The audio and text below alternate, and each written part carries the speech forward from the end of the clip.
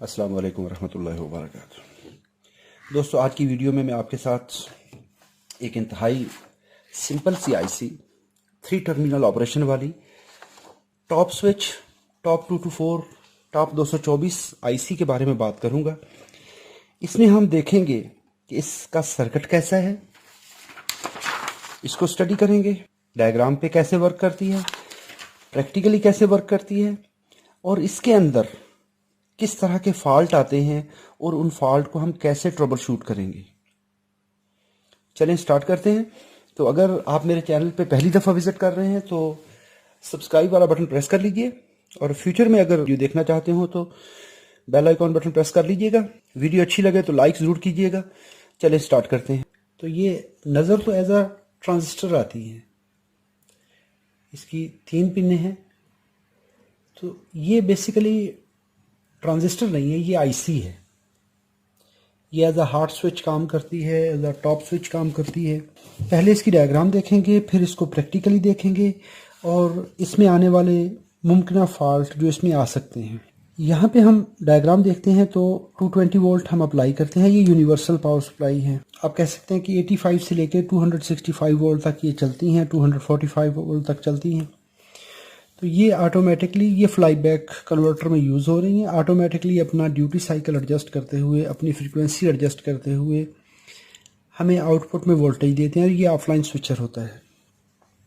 Input में उसी तरह एक कैपेसिटर लग गया और एक एलसी फिल्टर लग गया, जो कि हमारी EMI RFI उसके जो नॉइजेज होते हैं उसको यहाँ से सप्रेस डाउन कर देगा। जितनी स्पाइक्स हैं, हाई वोल्टेज स्पाइक्स हैं, हाई फ्रीक्वेंसी स्पाइक्स हैं, ये यहीं से उनको रिमूव कर देगा। आगे यहाँ पर आ जाता है हमारे पास ब्रिज रेक्टिफायर।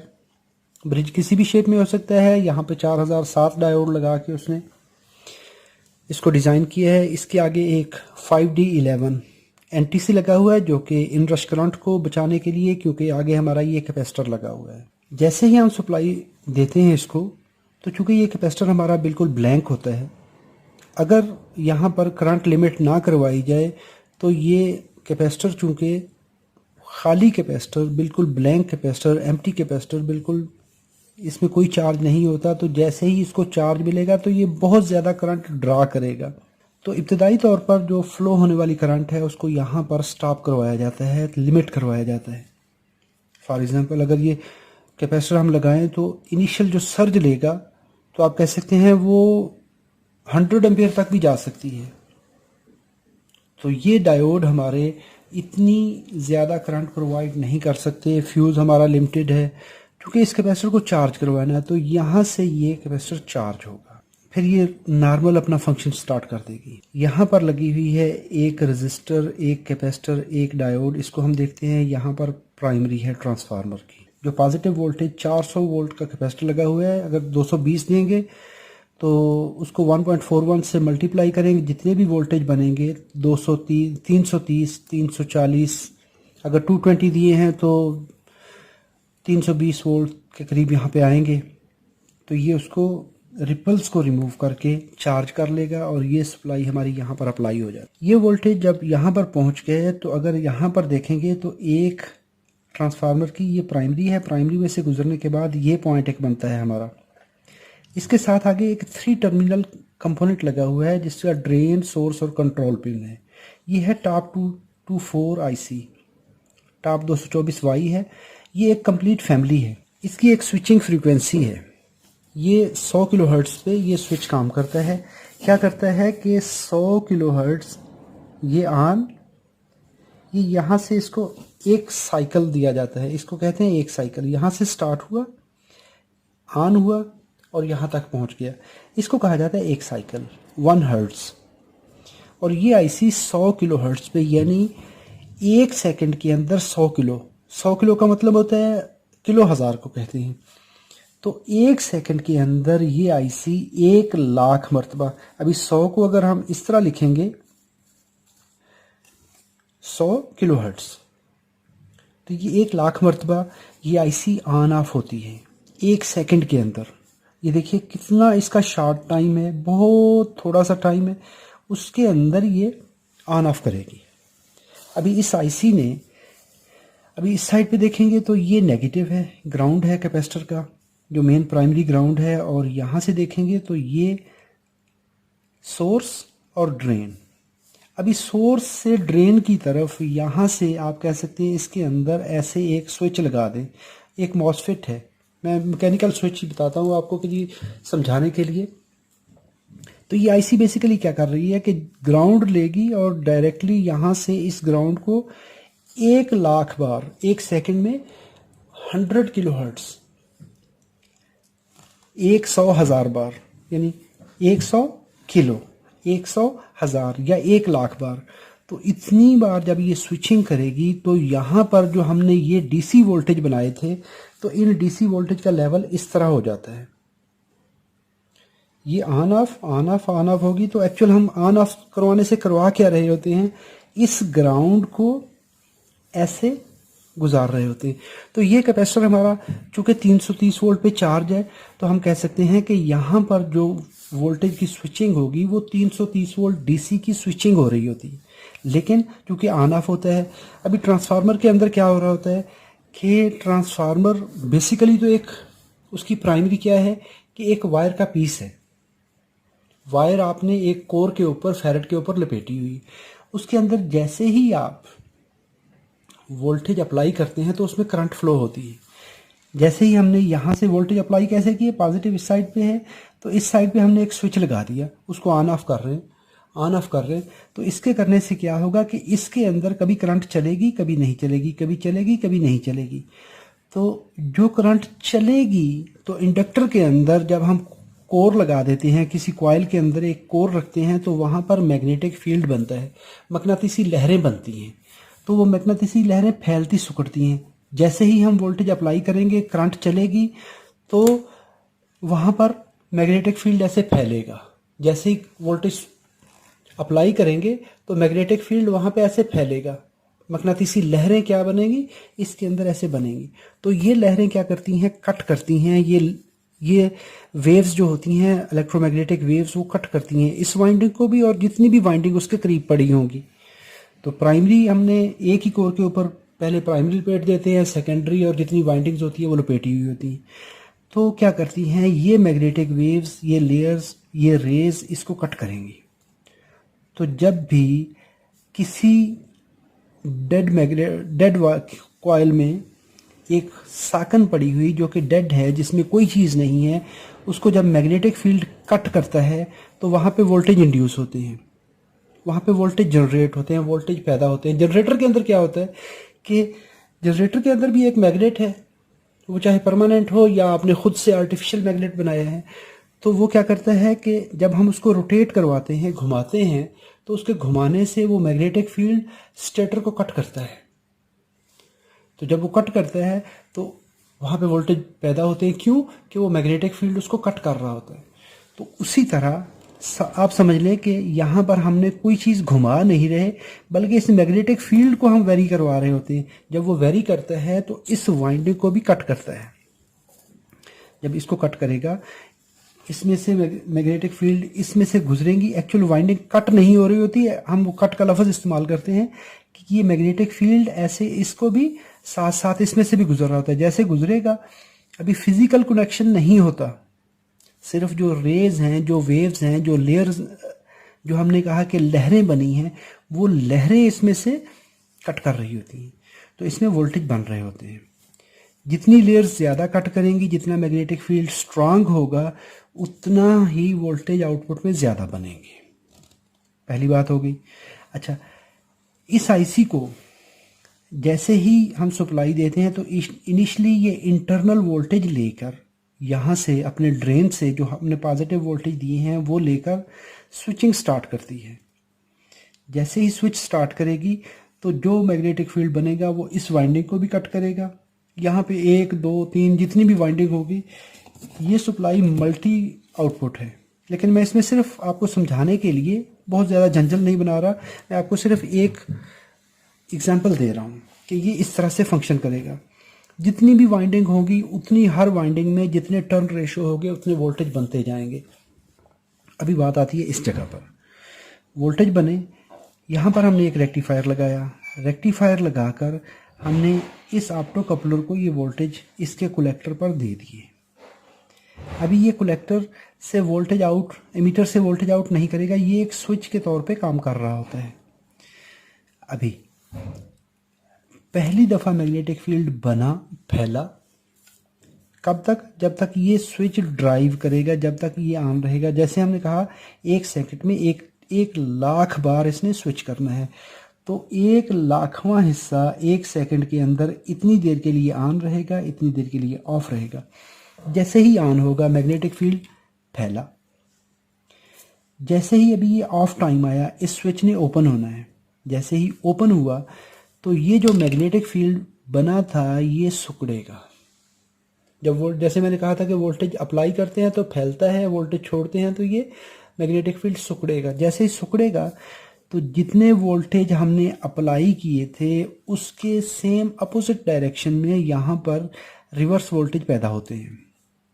पहले ये एंड पॉजिटिव था, जैसे ही स्विच ऑफ करते हैं तो कॉइल का ये एंड, प्राइमरी वाइंडिंग का ये एंड पॉजिटिव हो जाता है। जैसे पॉजिटिव होगा तो हमने यहाँ पर, इसको कहते हैं स्नबर सर्किट, ये पॉजिटिव वोल्टेज यहाँ से चलेंगे, इस कैपेसिटर को चार्ज करवा देंगे और साथ साथ में इस रजिस्टर के थ्रू ड्रॉप भी होंगे, क्योंकि ये एंड नेगेटिव हो चुका होता है वाइंडिंग का।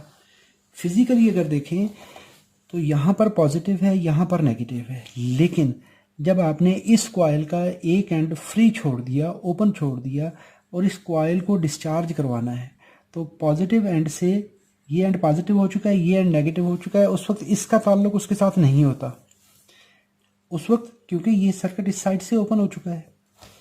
अभी पॉजिटिव एंड यहाँ से चलेगा, ये कैपेसिटर को चार्ज करवा देगा और ये रजिस्टर के थ्रू भी डिस्चार्ज होगा। 2 पाथ हो गए, एक तो कैपेसिटर चार्ज होगा, एक रजिस्टर के थ्रू डिस्चार्ज होगा। उसके बाद जो ही दूसरा साइकिल उतनी देर में तैयार हो जाता है, तो जो मैग्नेटिक फील्ड अभी कोलैप्स हो रहा था, जो रिवर्स वोल्टेज बन रहे थे, वो यहाँ से हमने डिस्चार्ज करवा दिए। और सेकंड साइकिल जब आएगा, दूसरा स्विचिंग साइकिल आएगा, तो ये फिर से उस वक्त डायोड रिवर्स बायस हो जाएगा, क्योंकि उतनी देर में ये एंड पॉजिटिव हो चुका होता है। कैपेसिटर इंटरनली इस तरह से भी डिस्चार्ज हो रहा होता है, एक डिस्चार्ज ऐसे हो रहा होता है, एक डिस्चार्ज ये इस अपने लूप के अंदर हो रहा होता है। तो क्या होता है कि ये वाइंडिंग डिस्चार्ज हो गई। जैसे डिस्चार्ज हुई, ये फिर से ज़ीरो हुई, फिर से इसने स्विच किया, जैसे ही स्विच किया करंट चली, फिर से मैग्नेटिक फील्ड बना, फिर से वोल्टेज पंप हुए, आगे चले गए। स्विच ऑफ हुआ, इसने फिर से वाइंडिंग डिस्चार्ज कर दी। डिस्चार्ज क्यों करवाते हैं? यहाँ पर जब मैग्नेटिक फील्ड कोलैप्स होता है तो इस जगह पर वोल्टेज का स्ट्रेस बनता है। अगर हम स्ट्रेस कैसे कहते हैं, ये है 300 वोल्ट मिसाल के तौर पे, तो 300 वोल्ट ये एंड पॉजिटिव है। हम कहते हैं कि अगर ये सर्किट हम ना लगाएं तो जैसे ही ये स्विच ओपन होगा तो ये सप्लाई, ये एक रिवर्स वोल्टेज जनरेट करेगा। ये पॉजिटिव था, ये एंड नेगेटिव, ये एंड पॉजिटिव हो जाएगा। क्या होता है कि जब हम 2 बैटरी सेल आपस में सीरीज में जोड़ते हैं, एक का नेगेटिव पॉजिटिव दूसरे सेल के नेगेटिव के साथ जोड़ते हैं और फिर आगे पॉजिटिव, तो जब इस तरह से हम जोड़ते हैं कि पहली बैटरी का नेगेटिव, दूसरी का पॉजिटिव, नेगेटिव पॉजिटिव, तो ये आपस में सीरीज में हो जाते हैं। अगर 1.5 वोल्ट का ये सेल है, 1.5 वोल्ट जो हमारे आम रिमोट में इस्तेमाल होते हैं, तो हम इन 2 पॉइंट पे अगर देखेंगे तो इस जगह पे इसकी निस्बत देखेंगे तो हमें 3 वोल्ट मिलेंगे। क्यों? सेल तो हमने 1.5 वोल्ट का लगाया, 1.5 का, तो क्या होगा कि ये वोल्टेज सीरीज में हो जाते हैं। सेम उसी तरह यहाँ पर पॉजिटिव, ये एंड नेगेटिव है, पॉजिटिव, ये एंड नेगेटिव हो गया, क्योंकि वाइंडिंग उस वक्त कोलैप्स हो रहा है, मैग्नेटिक फील्ड कोलैप्स हो रहा है, तो कोलैप्स होने की वजह से वोल्टेज रिवर्स हो गए। जैसे रिवर्स हुए, ये पॉजिटिव था, नेगेटिव हुआ, ये एंड पॉजिटिव हुआ, तो क्या हुआ, यहाँ पर 300 ये और 300 इस कॉइल के, तो 600 वोल्ट हो जाएंगे। अगर हमारा ये सर्किट नहीं है तो हमारी ये मॉसफेट जो है इस पर बहुत ज़्यादा वोल्टेज का दबाव आ जाएगा। अभी 600 वोल्ट हमने यहाँ पर खड़े कर दिए। जैसे ही नया साइकिल आएगा तो ये क्या करेगा, ये 600 वोल्ट इस मॉसफेट को डैमेज कर देंगे। इस डैमेज को बचाने के लिए ये सर्किट जो है लगाया जाता है ताकि इसके ड्रेन पे वोल्टेज स्ट्रेस ना आए। एक स्विच बनाया हमने, स्विचिंग करवाई, वोल्टेज आगे चले गए, रेक्टिफायर आउटपुट में लगा हुआ है। ये रेक्टिफायर क्या करेगा, रेक्टिफाई करेगा उन वोल्टेज को। इस कैपेसिटर को चार्ज करेगा। अभी यहाँ से देखें तो एक लाइन ये भी आ रही है, यहाँ पे 100 ओम की रजिस्टर है और एक एलईडी लगी हुई है। ये है PC817 ऑप्टो कपलर है यहाँ पर। तो यहाँ पर एक एंड लगा हुआ है, ये आउटपुट एंड है। यहाँ पर देखेंगे तो 1.54 के 1540 ओम की रजिस्टर है और 1500 की है। ये दो रजिस्टर लगे हुए हैं, 1540 और 1500 ओम, 1.5 और 1.54 के। ये दो रजिस्टर लगकर एक वोल्टेज डिवाइडर नेटवर्क बन रहा है। जिस वक्त यहाँ पर 5 वोल्ट पूरे हो जाएंगे इस पॉइंट पर, तो ये क्या करेगा, इस जगह पर जो सेंटर पॉइंट है यहाँ पर 2.5 वोल्ट के करीब, यहाँ पर इस ऑप्टो कपल इस TL431 की पिन 1 पे रेफरेंस आ जाएगा 2.5 वोल्ट। अच्छा, इसकी खासियत ये है कि जिस वक्त भी इसकी पिन 1 पे रेफरेंस पिन पे 2.5 वोल्ट आ जाएंगे, ये क्या करेगी, हमें आउटपुट में फ्लोटिंग वोल्टेज दे देगी।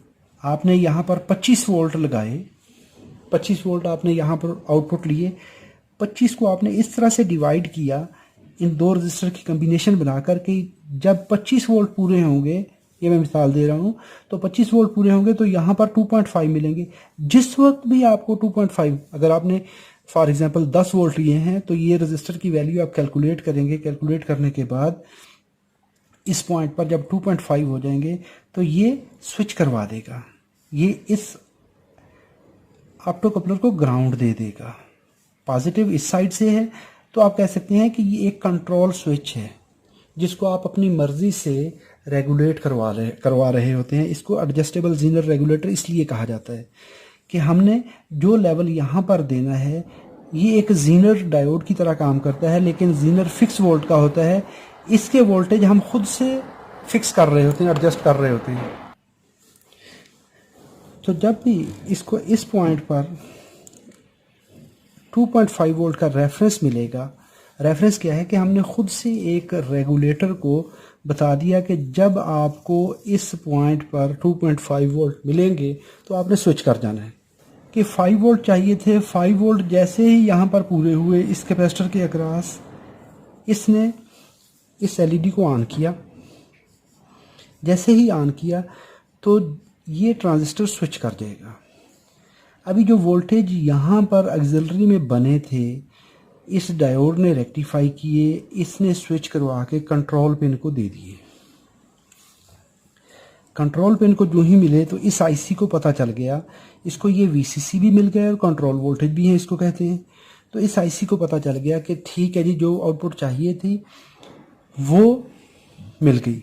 तो ये आईसी क्या करेगी, अपनी उस स्विचिंग को उस लेवल पे मेंटेन कर लेगी, अपने उस ऑन टाइम और ऑफ टाइम को एडजस्ट कर लेगी। यहाँ पर एक वीसीसी कैपेसिटर लगा हुआ है जिसको 47 वोल्ट 50 वोल्ट का, 47 माइक्रोफैरड 50 वोल्ट का है। तो ये क्या करेगा, इसको लेवल मेंटेन करके दे देगा। इसमें जो कमी बेशी आएगी, अगर वोल्टेज आगे लोड बढ़ता है तो यहाँ पर इसका स्विचिंग लेवल चेंज होता रहेगा, ये इस पॉइंट से रेगुलेट करवाएगी। और एक यहाँ पर ये कैपेसिटर लगता है जिसको क्लास वाई कैपेसिटर कहते हैं, जो कि सेकेंडरी के जो नॉइजेज होते हैं और प्राइमरी के नॉइजेज होते हैं उनको कंपनसेट करवाता है और स्विचिंग नॉइजेज को रिमूव करवा रहा होता है। अभी हम देखते हैं कि प्रैक्टिकली। तो दोस्तों, अगर आपको इस इलेक्ट्रॉनिक्स के बारे में प्रैक्टिकल एक्सपीरियंस नहीं है, अच्छा एक्सपीरियंस नहीं है, तो कभी भी इसकी प्रैक्टिस नहीं करनी है। कभी भी इस सर्किट को, जब तक आपको एक अच्छा नॉलेज ना हो, तो आपने किसी सर्किट पे वर्क नहीं करना, क्योंकि इसमें डेंजरस वोल्टेज होते हैं। ये मैं आपको इनपुट वोल्टेज यहाँ पर कनेक्ट करवा के दिखाता हूँ। पहले सर्किट की कॉन्फ़िगरेशन देख लें। जैसे हमने कहा कि इनपुट वोल्टेज, इनपुट टर्मिनल ये आ गया, और इसके देखें तो एक एंड पे यहाँ पर ये देखें तो यहाँ पर लगा हुआ है फ्यूज़, इस पॉइंट से लेके इस पॉइंट तक ये फ्यूज़ है। इस फ्यूज़ से देखेंगे तो ये लाइन आगे हमारे पास एक कैपेसिटर लगा हुआ है, ये वाला। अभी एक लाइन ये डायरेक्ट कैपेसिटर पे चलेगी और दूसरी लाइन देखें तो यहाँ से फ्यूज़ से गुजरने के बाद इस पे आ गई।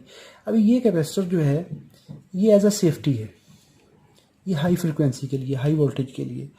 तो अगर ये फ्रिक्वेंसी बहुत ज़्यादा हाई स्पाइक आएगी तो ये इसको ग्राउंड कर देगा, यहीं से ही शॉर्ट करवा देगा। अगर बहुत ज़्यादा वोल्टेज भी आते हैं तो ये उस सूरत में भी इंटरनली शॉर्ट हो जाता है। तो नतीजतन क्या होता है कि हमारा फ्यूज़ ब्लो हो जाता है, फ्यूज़ बर्न हो जाता है। इसके बाद हमारा यहाँ पर ये एक इंडक्टर लगा हुआ है, 1 2 3 4 पॉइंट हैं ये इसके। तो ये क्या करता है कि इसको जो इंडक्शन है, रेडियो फ्रिक्वेंसी इंडक्शन है या EMI है, इलेक्ट्रोमैग्नेटिक इंडक्शन है, जितने भी नॉइजेस होते हैं ये उनको बाहर की दुनिया के नॉइजेस बाहर, अंदर की दुनिया के नॉइजेस अंदर, तो ये यहीं से कट ऑफ फ्रीक्वेंसी यहाँ से ख़त्म कर देगा। यहाँ से निकलने के बाद ये देखें, ये पॉइंट 1 2 और ये लाइन 1 पहुँची, 1 और 2, यहाँ पर लगे हुए हमारे 4 डायोड, एक यहाँ से लेके इस साइड पे और दूसरा यहाँ से लेके इस साइड पे, ये इस साइड पे और ये इस साइड पे। जैसे हमने ये कहा कि हमारे एक फेज़ में एक डायोड और एक फेज़ में 2 डायोड और न्यूट्रल में 2 डायोड। अभी देखें, फेज़ में एक डायोड लगा हुआ है तो ये इसका पट्टी वाली साइड, कैथोड साइड यहाँ पर लगी हुई है। तो जो दूसरा लगा हुआ है तो उसकी भी पट्टी वाली साइड इकट्ठी है। तो 2 कैथोड या 2 पट्टी वाली साइड एक साइड पे हैं और 2 एनोड एक साइड पे हैं। तो कैथोड वाली साइड, पट्टी वाली साइड से हमें पॉजिटिव वोल्टेज मिलते हैं। अभी ये देखिए, इस जगह पे आ जाएं, ये लाइन यहाँ से होते हुए एक लाइन हमें ये देती है, ये डायोड का आउटपुट साइड है, 2 पॉइंट इकट्ठे हैं तो ये इकट्ठे आ जाते हैं इस कैपेसिटर की नेगेटिव टर्मिनल पर। तो ये देखें, ये बगैर पट्टी वाली साइड है, दोनों पॉइंट इकट्ठे हैं, ये इस साइड से और ये आ जाते हैं कैपेसिटर पर। और जो पॉजिटिव एंड है, 2 डायोड यहाँ से लगे हुए हैं, ये 2 पॉइंट, और इन 2 डायोड्स का ये पॉइंट इकट्ठा है। इसको अगर देखेंगे तो ये कैथोड हैं और कैथोड वाले दोनों एंड आगे जा रहे हैं इन 2 पॉइंट्स पर। यहाँ पर हमारा NTC लगा हुआ है, ये वाला नेगेटिव टेम्परेचर कोएफिशिएंट रेजिस्टर, जो कि इनरश करंट को बचाता है। करंट ने हर हाल में इसमें से गुजरना है और कैपेसिटर पर आ जाना है। तो हमारा कैपेसिटर चार्ज हो गया।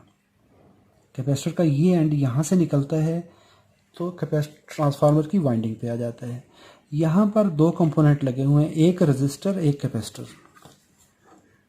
ये रेजिस्टर लगी हुई है 100K की और ये कैपेसिटर लगा हुआ है, जो हमने डायग्राम में यहाँ पर बात की थी। कैपेसिटर के आगे 2 कंपोनेंट, एक कैपेसिटर एक रेजिस्टर, और इन दोनों का एंड कहाँ पे जाता है, एक डायोड पे जाता है। ये वाला डायोड हमारा लगा हुआ है और डायोड के साथ, अभी डायोड का ये वाला डायोड इसके साथ देखेंगे तो इस पॉइंट पर अभी हमारा कैपेसिटर ये लगा हुआ है, रेजिस्टर इस पॉइंट पे लगी हुई है और ये 2 पॉइंट हैं डायोड के। और ये IC के साथ, या देखें इस पॉइंट पे ये आ जाती है ट्रांसफार्मर की प्राइमरी पे। जैसे हमने यहाँ पर कहा था, ये पॉइंट डायोड का पॉइंट और प्राइमरी, तो ये प्राइमरी, ये डायोड और ये IC, ये 3 पॉइंट इकट्ठे हो गए। कैपेसिटर का नेगेटिव टर्मिनल जो ये वाला है, ये आ जाता है इस जगह पर, इस IC की सोर्स पिन पर। और ये है हमारी कंट्रोल पिन। कंट्रोल पिन यहाँ पर देखें तो ऑप्टो कपलर से आ रही है। यहाँ पर हमारा ये ऑप्टो कपलर लगा हुआ है, तो ऑप्टो कपलर से जो वोल्टेज गुजरेंगे वो इस पे आ जाएंगे। और ऑप्टो कपलर का दूसरा एंड देखिए तो यहाँ पर ये हमारी एक एक्सिलरी वाइंडिंग है। एक्सिलरी वाइंडिंग का एक एंड ये ग्राउंड है, प्राइमरी मेन ग्राउंड के साथ, ये इस कैपेसिटर के साथ, और दूसरा एंड यहाँ पर देखेंगे तो यहाँ पर एक रेक्टिफायर लगा हुआ है, ये वाला। तो ये रेक्टिफाई करके वोल्टेज ऑप्टो कपलर के कलेक्टर पे दे देगा, जो हमने ये कहे थे। रेक्टिफाई किए, कलेक्टर पे दिए, एमीटर इसका ऑप्टो कपलर का एमीटर चला गया कंट्रोल पिन पे। ऑप्टो कपलर की कैथोड डायोड वाली साइड देखिए तो यहाँ पर एक रेजिस्टर ये लगा हुआ है, इसके पैरेलल में ये वाला, ये 100 ओम की रेजिस्टर यहाँ से लगकर ये रेजिस्टर ऐसे चलती है और ऐसे इस पॉजिटिव लाइन पे जो डायोड से आउट हो रही है, यहाँ पर हमारा ये रेक्टिफायर डायोड लगा हुआ है। इसकी आउटपुट से 100 ओम की रेजिस्टर लगाई, ऐसे जाकर ऑप्टो कपलर के कैथोड पे दे, एनोड पे दे दी। अभी कैथोड को देख लीजिए, ये जा रही है इस TL431 की पिन नंबर 3 पे। अगर इसको ऐसे लेफ्ट साइड पे देखेंगे, ऐसे रखेंगे तो लेफ्ट साइड पे इसकी पिन 1 आ रही है। ये पिन नंबर 1 है, 2 है, 3 है। पिन 3 लगी हुई है इस ऑप्टोकपलर के कैथोड के साथ। और ये सेंटर वाली पिन ये देखेंगे तो ये हो रही है ग्राउंड। ये अभी एक ग्राउंड है, ग्राउंड के साथ अगर देखेंगे तो एक यहां पर एक कंपोनेंट लगा हुआ है, ये है रजिस्टर। एक रजिस्टर ये लगी हुई है और दूसरी रजिस्टर ये लगी हुई है। कहाँ पे? 2 और 3 के दरमियान, यानी ग्राउंड और पिन नंबर 1 के दरमियान। ये एक है पिन नंबर, तो पिन नंबर 1 पे एक रजिस्टर ये और दूसरा रजिस्टर ये 2 रजिस्टर लगे हुए हैं ये वाले। ये 1540 का है और ये 1500 ओम का है। दोनों रजिस्टर का कॉमन पॉइंट, सेंटर पॉइंट जो हमने यहाँ पर कहा था, ये वाला पॉइंट, ये TL431 की पिन 1 पे आ रहा है। तो एक एंड ग्राउंड कर दिया रजिस्टर का और दूसरा एंड देखेंगे तो ये आ रहा है इस पॉइंट पर और ये पॉइंट आ रहा है इस जगह पर। और ये वाला पॉइंट ये देखें जंपर लगा हुआ है यहाँ पर। इसको देखेंगे तो ये यहाँ से जो हमने ये पॉइंट कहा था, ये पॉजिटिव वोल्टेज वाला यहाँ से चलेगा और इस जगह पे हमारे लगा हुआ है इंडक्टर, ये वाला फिल्टर। यानी वोल्टेज इस जगह से निकले, रेक्टिफाई हुए, ये रेक्टिफायर है, रेक्टिफायर से निकले, इंडक्टर से गुजरे, यहाँ पर लगा हुआ है कैपेसिटर। तो इस कैपेसिटर का ये एंड यहाँ से चलेगा इस पॉइंट पे, इससे इस पॉइंट पे, इससे ये वोल्टेज इस जगह पे आए। यहाँ पर ये 2 रजिस्टर हैं पॉजिटिव और ग्राउंड के दरमियान। तो इसको जैसे ही ये रेफरेंस मिलेगा, जैसे वोल्टेज पूरे होंगे तो ये इसको स्विच करवा देगा। जैसे स्विच करवाएगा तो जो वोल्टेज ये बने थे, ये वोल्टेज ऐसे स्विच करवा कर इस पिन को दे देगा। अभी मैंने इस सर्किट को पावर अप्लाई की है। तो जब पावर अप्लाई करते हैं तो पहली बात ये है कि ये सर्किट हमारा इस पॉइंट से, आप देखेंगे इस पॉइंट से, तो इसका फिजिकली कनेक्शन इससे आगे नहीं है। यहाँ से अभी कनेक्शन, एक तो ट्रांसफार्मर की जो मैग्नेटिक इंडक्शन है वो यहाँ पर ट्रांसफ़र हो रही है, यानी मकनातीसी लहरें यहाँ पर ट्रांसफ़र हो रही होती हैं। और इस साइड से लाइट के ज़रिए कनेक्शन है, इस साइड से मकनातीस के ज़रिए, मैग्नेट के ज़रिए, और इस साइड से लाइट के ज़रिए। तो इस साइड पे किसी कंपोनेंट को आपने टच नहीं करना, ये सबसे बड़ी सेफ्टी है। और ये साइड, इसको कहते हैं प्राइमरी या हॉट साइड, ये है low voltage side, cold side. अभी यहाँ पर देखिए तो ये मेरे पास 233 वोल्ट आ रहे हैं। ये एसी है, एसी वोल्टेज 233 वोल्ट आ रहे हैं। ये वोल्टेज यहाँ से चले, अभी देखिए आप इस सर्किट को ट्रेस कैसे करेंगे, किसी भी सर्किट को, सिर्फ इसको नहीं, किसी भी सर्किट को कैसे ट्रेस करेंगे। एक लाइन को आप एसी पे रखिए और देखेंगे कि सर्किट की डिस्कनेक्शन कहाँ पे है, कहाँ से आपका सर्किट काम नहीं कर रहा। इस लाइन को ऐसे ही आपने चलाना है, इस जगह पे ले आए तो ये देखें 230 वोल्ट मिल गए। इससे बाद फ्यूज़ देखें तो फ्यूज़ से गुजारेंगे तो यहाँ पर वोल्टेज ये मिलने चाहिए। अगर ये वोल्टेज 230 वोल्ट इस जगह से ऐसे चल के इस जगह पर आ रहे हैं, इस जगह पर नहीं आते, इस जगह पर ये वोल्टेज नहीं आते, तो माना कि आपका फ्यूज़ ख़राब है, फ्यूज़ आपका ओपन है। इससे आगे चलिए, इसी तरह इस लाइन को ऐसे ले आइए। इस लाइन को हमने यहाँ पे चलाया था, इस तरह से आए तो वोल्टेज यहाँ पर मिल गए। इससे आगे ये इंडक्टर से गुजरने के बाद ये वोल्टेज यहाँ पर आने चाहिए, ये आ गए। आगे हमारी ये 2 लाइनें, एक लाइन इस तरह से आ जाती है, एक लाइन इस तरह से आ जाती है। तो ये पॉइंट हमारा एसी का है, तो ये एसी वोल्टेज इस पॉइंट पे आने चाहिए। अगर हमारा फ्यूज़ ब्लो हो रहा है, बार बार बर्न हो रहा है, तो इससे आगे पैरेलल सर्किट में कोई ना कोई प्रॉब्लम है। अभी इससे आगे हमारा रेक्टिफायर सेक्शन है, तो रेक्टिफायर की आउटपुट जो है वो हमेशा डीसी होती है। तो रेक्टिफायर एक एंड ये है रेक्टिफायर का, ब्रिज की आउटपुट ये है और दूसरी आउटपुट ये है। तो ये देखें 325 वोल्ट मिल रहे हैं, 325 मिल रहे हैं। और यहाँ से अभी एनटीसी के एक एंड पे हैं, तो एनटीसी के दूसरे एंड पे देख लें 325 वोल्ट मिल रहे हैं। और इन्हीं वोल्टेज को आप अगर कैपेसिटर पे देखेंगे तो ये 325 वोल्ट हमें यहाँ पर मिल गए हैं। अभी यहाँ से ये वोल्टेज ऐसे चले प्राइमरी पे आ गए और ये देखें यहाँ पर ये पॉजिटिव वोल्टेज इस जगह पे आ गए, तो ये ग्राउंड साइड इस साइड पे है। अभी ये ग्राउंड यहाँ से स्विच करेगा, इस पॉइंट से ग्राउंड ने स्विच करना है, इस तरह इस ग्राउंड ने ऐसे स्विच करना है। ये आईसी ने इस ग्राउंड की स्विचिंग करवानी है। जो हम कह रहे थे कि यहाँ पर ये नेगेटिव साइड, हमने कहा नेगेटिव पहुँच गई है, पॉजिटिव को इसने इस पॉइंट से स्विचिंग करवानी है। और नतीजतन क्या होगा, जब ये सारा प्रोसेस हो रहा होता है, ये सारे वोल्टेज बन रहे होते हैं, ऑप्टोकपलर वर्क कर रहा होता है, तो ये वोल्टेज हमें इस आईसी की इस पिन पे डीसी वोल्टेज मिलने चाहिए। कैसे चेक करेंगे? एक हमारा ये ग्राउंड साइड है, ये ग्राउंड हमने कहा ये आया है और यहाँ पर लगा हुआ है वीसीसी कैपेसिटर। देखें 5.8 वोल्ट आपको वीसीसी वोल्टेज मिल रहे हैं, 5.8 वोल्ट। इस आईसी को वर्किंग के लिए 4.5 आई थिंक इतने वोल्ट से लेके ये ऊपर स्विच कर रही होती है। तो 5.5 से लेके 4.5 से 4.7 से लेके, इसकी मज़ीद डाटा शीट में हम इसको वेरीफाई कर लेंगे। तो अगर ये वोल्टेज जब तक इसको नहीं मिलेंगे तो ये आईसी फ्लक्चुएट करवाएगी।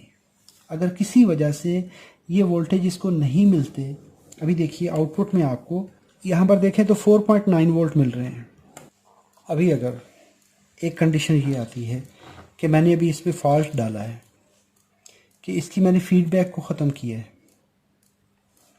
अभी फीडबैक को ख़त्म किया है तो अभी देखें आउटपुट में हमें क्या मिलेगा। उस वक्त मैंने इसकी फीडबैक डिसेबल की है कि जी मुझे जो है ना, जैसे हमें पहले यहाँ पर 5 वोल्ट मिल रहे थे, मैंने अभी इस फीडबैक को ख़त्म किया है। तो उस सूरत में हमें इस ऑप्टोकपलर पे क्या मिलेगा, ये देखिए यहाँ पर फ्लक्चुएशन मिलेगी। इसके इस एंड पे भी इसी तरह स्विचिंग होगी, फ्लक्चुएशन होगी। और अगर आप वीसीसी कैपेसिटर पे देखेंगे तो यहाँ पर भी आपको ये फ्लक्चुएट होते हुए वोल्टेज मिलेंगे। तो ये आईसी रीबूट मोड में चलेगी, कभी ऑन होगी, कभी ऑफ होगी। तो आउटपुट में अगर आप वोल्टेज देखेंगे तो ये देखिए आपको फ्लक्चुएशन मिल रही है। मैंने इसकी आउटपुट को यहाँ से अभी देखें TL431 की पिन नंबर जो 3 है, जो कि ड्राइव पिन है, वो भी डिस्टर्ब है। तो यहाँ पर आपको जब इस तरह से डिस्टर्बेंस मिलेगी तो उस वक्त हमारा ये सर्किट काम नहीं करेगा। अभी इसको मैं इस ऑप्टोकपलर को अभी फिर से रिप्लेस करता हूँ ताकि हमारा ये मसला हल हो सके। जब इसको हल करेंगे तो हमारे जब तक ये वोल्टेज यहाँ से प्रॉपर स्विच होकर इस आईसी को नहीं मिलेंगे, यहाँ से जो वोल्टेज बन रहे हैं इस जगह पर, ये यहाँ से गुजरने चाहिए और इसको स्विच होना चाहिए। अभी जब हमने इसको डिसेबल कर दिया, इसको मैंने इस ऑप्टोकपलर को इसको मैंने डिसेबल कर दिया, तो अभी ये है कि हमारी स्विचिंग कर रही है आईसी। तो सबसे पहले वीसीसी कैपेसिटर पे देख लीजिए, तो ये वोल्टेज स्टेबल होने चाहिए। अगर ये वोल्टेज आपको स्टेबल नहीं मिलते और मेन डीसी कैपेसिटर पे वोल्टेज आपको स्टेबल नहीं मिलते, तो दैट मीन्स कि समथिंग रॉन्ग। तो इसको अभी आईसी को फीडबैक या कंट्रोल वोल्टेज नहीं मिल रहे।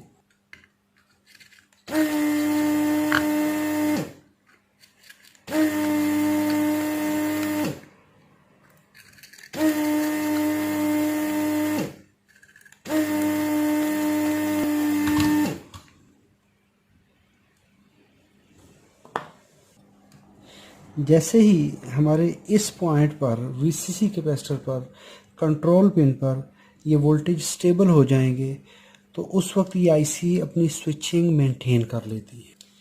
इसके अंदर मैंने ये ख़राब वाला ऑप्टोकपलर सप्लाई में लगा दिया था, जिसकी वजह से हमारे ये वोल्टेज मिस हो रहे थे, फ्लक्चुएशन हो रही थी। तो अभी फ्लक्चुएशन नहीं है। अभी इस पॉइंट पे देखिए तो हमारे ये वोल्टेज स्टेबल हो चुके हैं। कि जैसे ही हमने ऑप्टोकपलर चेंज किया, ऑप्टोकपलर मैंने इसमें डैमेज वाला लगा दिया था, जो स्विचिंग नहीं करवा रहा था, जो यहाँ से वोल्टेज बन के जा रहे थे, ये जो हमारी ये फीडबैक ये वाली, ये इस ऑप्टोकपलर आगे पास नहीं कर रहा था, इंफॉर्मेशन पास नहीं हो रहे थे, जिसकी वजह से हमारे ये वोल्टेज जो यहाँ से ये सिग्नल बन रहा था ये आगे ट्रांसफ़र नहीं हो रहा था, और उस ट्रांसफ़र ना होने की वजह से ये वाली आईसी इस कंट्रोल पिन पे वोल्टेज स्टेबल नहीं कर रही थी, स्विचिंग प्रॉपर नहीं हो रही थी, ये आईसी रीबूट मोड में जा रही थी। तो जब भी हमारी ये वाले वोल्टेज यहाँ से जो 1 वोल्ट यहाँ पर रेफरेंस होता है ये ट्रांसफ़र नहीं होगा, इस आईसी को कंट्रोल पिन पे वोल्टेज स्टेबल नहीं मिलेंगे, तो ये आईसी फंक्शन नहीं करेगी। कि अगर हमारे इस कैपेसिटर पर जब हम वोल्टेज चेक करते हैं, डीसी वोल्टेज पे रखा, हमें ये देखिए 328 वोल्ट स्टेबल मिल रहे हैं। अगर ये वोल्टेज वेरी हो रहे होंगे तो इसका मतलब है कोई ना कोई दिक्कत है। इसके बाद यहाँ पर इस आईसी की जो पिन है, कंट्रोल पिन है, वहाँ पे वीसीसी कैपेसिटर लगा हुआ है ये वाला, तो इस कैपेसिटर पर वोल्टेज स्टेबल होने चाहिए। ये देखिए 5.8 वोल्ट स्टेबल आ रहे हैं। अगर हमारे किसी वजह से आउटपुट सर्किट में, जैसे हमने पहले देखा, ऑप्टो कपलर में प्रॉब्लम होगी, ये वोल्टेज स्विच नहीं होंगे। TL431 में प्रॉब्लम होगी, वोल्टेज स्विच नहीं होंगे। किसी जगह पे, अभी मैं आपको ये दिखाता हूँ, किसी जगह पे हमारे दिक्कत आएगी। फॉर एग्जांपल मैं कहता हूँ कि ये हमारा ये 5 वोल्ट सेक्शन जो है वो शॉर्ट है। ये देखिए 5 वोल्ट सेक्शन मैंने शॉर्ट किया तो वोल्टेज की वेरिएशन शुरू हो गई। जैसे ही मैं ये रिमूव करूंगा वोल्टेज स्टेबल हो जाएंगे। अगर किसी वजह से किसी प्रॉब्लम किसी पॉइंट पर, फॉर एग्जांपल मैं कहता हूं कि ये हमारा ये कैपेसिटर शॉर्ट हो गया, वेरिएशन मिलेगी। यहां पर आउटपुट में कोई भी चीज शॉर्ट होगी, फॉर एग्जांपल ये पॉइंट शॉर्ट है,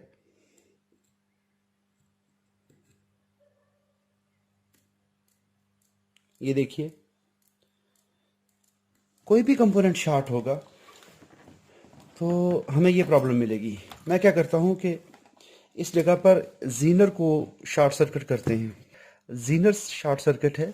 हमारा कोई भी कंपोनेंट सेकेंडरी साइड में अगर वो वोल्टेज प्रॉपर नहीं दे रहा, अब ये देखिए मैंने सिर्फ क्या किया है कि मैंने इस जीनर को कनेक्ट कर दिया जो कि शॉर्ट था। तो यहाँ पर देखें आउटपुट में आपको फ्लक्चुएटिंग वोल्टेज मिल रहे हैं क्योंकि ये सेक्शन शॉर्ट हो चुकी है। इस सेक्शन में अभी दिक्कत क्या है कि ये जो जीनर है ये शॉर्ट लगा दिया मैंने, ये शॉर्ट सर्किट है।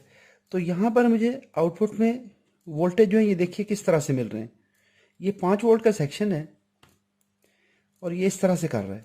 और इस वक्त अभी अगर आप मेन कैपेसिटर पर देख लेंगे तो ये देखिए वेरिएशन किस तरह आ रही है। अगर मेन डीसी कैपेसिटर पर वेरिएशन मिलेगी तो इसका मतलब ये हुआ कि ये आईसी अपनी फुल कोशिश कर रही है कि किसी ना किसी सूरत में इसको फीडबैक मिले। फीडबैक क्यों नहीं मिल रही? क्योंकि आगे शॉर्ट सर्किट है। तो यहाँ पर ये आईसी बार बार कोशिश कर रही है ऑन होने की, ऑन होती है, ऑफ होती है, वोल्टेज बनते हैं, रीबूट होती है, रीबूट में चली जाती है। तो इस तरह के जब मसाइल आते हैं तो सबसे पहले आपको सेकेंडरी चेक करनी है। ये प्रॉब्लम हमें मिलेगा। अभी देखिए इसी कंपोनेंट को मैं रिमूव कर देता हूं। ये मैंने जीनर यहां से, ये वाला जीनर डायोड जो कि शॉर्ट सर्किट है, अभी शॉर्ट सर्किट है, मैं आपको चेक करवाता हूं। कंटिन्यूटी पे रखें तो इस पावर सप्लाई के अंदर ये शॉर्ट सर्किट था, ये वाला जीनर, तो इस वजह से ये सप्लाई वर्क नहीं कर रही।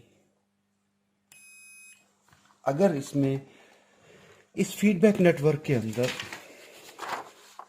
यहां से कोई भी कंपोनेंट प्रॉब्लम करेगा, ये क्या करेगा, ये वीसीसी वोल्टेज कंट्रोल पिन पे नहीं जाने देगी, ये ऑप्टो कपलर वोल्टेज को गुजरने नहीं देगा। नतीजतन क्या होगा, ये आईसी इंटरनली एक दफ़ा कैपेसिटर को चार्ज करेगी, लेकिन जब फीडबैक नहीं मिलेगी तो ये फिर कैपेसिटर डिस्चार्ज होगा, आईसी ऑफ हो जाएगी। ऑन ऑफ ये इस तरह फ्लक्चुएशन मिलेगी। अभी मैंने ये जीनर निकाल दिया, तो इसके निकालने से भी देखें तो सारी आउटपुट्स जो है वो स्टेबल हो जाएंगी। ये देखिए इस डायोड के अक्रॉस वोल्टेज चेक कर लीजिए तो 5 वोल्ट आपको एग्जैक्ट मिल रहे हैं। तो इसका मतलब ये हुआ कि इसने स्विचिंग स्टार्ट कर दी है। अगर आप इस ऑप्टो कपलर के अक्रॉस देख लेंगे तो 1.1 वोल्ट स्टेबल हो गया। इसी तरह अभी अगर आप इस कैपेसिटर पर देखेंगे वापसी फिर, तो ये स्टेबल हो चुके हैं। सेकेंडरी में कोई कंपोनेंट शॉर्ट हुआ तो ये आईसी अपना फुल जोर लगाएगी, फुल ड्यूटी साइकिल यूज करेगी। तो उसके यूज करने से क्या होता है कि प्राइमरी में बिल्कुल एक थोड़ी सी इंडक्टेंस होती है, तो वो इतनी ज़्यादा इंडक्टिव रिएक्टेंस या इम्पीडेंस पेश नहीं कर सकती, जिसकी वजह से वो फुल कैपेसिटर डिस्चार्ज होता है, कैपेसिटर का लेवल डाउन होता है। आईसी क्या करती है, रीबूट में जाती है, अपनी स्विचिंग जो ही ऑफ करेगी, कैपेसिटर फिर से लेवल मेंटेन करेगा। तो ये बार बार इसका लेवल फ्लक्चुएट होता हुआ आपको मिलता है। तो अभी ये देखिए, ये कैपेसिटर भी हमारा स्टेबल हो चुका। पूरी बात का हमारा जो खुलासा है वो यहाँ पर आता है कि यहाँ पर कोई भी कंपोनेंट अगर प्रॉब्लम करेगा सेकेंडरी साइड में, चाहे वो ट्रांसफार्मर की सेकेंडरी ही क्यों ना हो, अगर हाई फ्रीक्वेंसी ट्रांसफार्मर की सेकेंडरी इंटरनली अगर प्रॉब्लम कर रही है तो भी आपको ये प्रॉब्लम मिलेगी। अभी मैं आपको मुख्तलिफ स्टेप्स जो हैं वो, जो कि पॉसिबल रूट काजेज होते हैं, मैं आपको वो बताता हूँ। अभी ये हमारा पॉइंट है रेगुलेटर का, जो कि आउटपुट के रेगुलेट अगर ये कर रहा है तो देखिए वीसीसी कैपेसिटर पर फ्लक्चुएशन मिल रही है। कैपेसिटर शॉर्ट हो गया, फ्लक्चुएशन मिलेगी। जब वीसीसी कैपेसिटर पे फ्लक्चुएशन मिलेगी तो कोई रीज़न नहीं है कि फिर वो रेगुलेट कर सके। अब ये देखिए, कोई भी सेक्शन, सारे सेक्शन में से कोई भी सेक्शन अगर प्रॉब्लम कर रही है तो ये इशू आएगा। ये वाली लाइन हमारी है वापसी फीडबैक की। ये है हमारे पॉजिटिव वोल्टेज, इस जगह से आते हैं। अब ये देखिए, ये हमारी पॉजिटिव लाइन है, इससे पॉजिटिव वोल्टेज आ रहे हैं, और ये सेकंड लाइन जो है ये वाली ग्राउंड की है। तो एक साइड से पॉजिटिव वोल्टेज और एक साइड से ग्राउंड, अगर आप इस जगह पे देखेंगे तो आपको ये 5 वोल्ट मिलेंगे। तो ये कौन सा पॉइंट है, ये वाला पॉइंट ये है कि आपको 1540 ओम की और 1.5 के की दो रजिस्टर मिल जाएंगे, और इन दोनों पे अगर देख लेंगे तो ग्राउंड की निस्बत अगर इस पॉइंट पे देखेंगे तो आपको 2.5 वोल्ट मिलेंगे। ग्राउंड की निस्बत अगर इस पॉइंट को देखेंगे तो यहाँ पर आपको 2.5 वोल्ट मिलते हैं। कौन सी नंबर पिन पे, पिन 1 पे, जो कि रेफरेंस है। जब भी एडजस्टेबल वोल्टेज रेगुलेटर TL431 की ये ग्राउंड की निस्बत इस पे 2.5 वोल्ट इसको मिलेंगे, तो उस वक्त क्या करेगा, ये यहाँ से वोल्टेज आउट करेगा। ये वोल्टेज कितने होते हैं, ये वोल्टेज जो हमारी आउटपुट पिन है वहाँ पर ये फ्लोटिंग रेफरेंस देता है।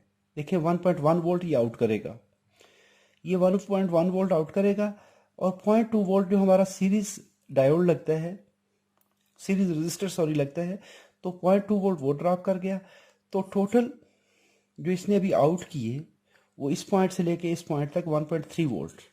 इस TL431 ने इस पॉइंट पर 1.3 वोल्ट देने हैं, 1.1 वोल्ट ये ले जाएगा और 0.2 वोल्ट ये ड्रॉप कर देगा, और इस जगह से रिपल्स उठाकर आगे भेजेगा। तो दोस्तों, उम्मीद करता हूँ ये वीडियो आपके लिए मालूमाती है। अगर कुछ सीखा तो थंब अप कीजिए। अगर आपने मेरे चैनल को सब्सक्राइब नहीं किया तो सब्सक्राइब कीजिए। अगर कोई कमेंट हो, कोई सवाल हो तो अपनी राय से नवाजिए। अपना बहुत सारा ख्याल रखिएगा। अल्लाह रब्बुल इज़्ज़त आप सबको अपनी हिफाजत में रखे। अस्सलामु अलैकुम वरहमतुल्लाहि वबरकातुहू।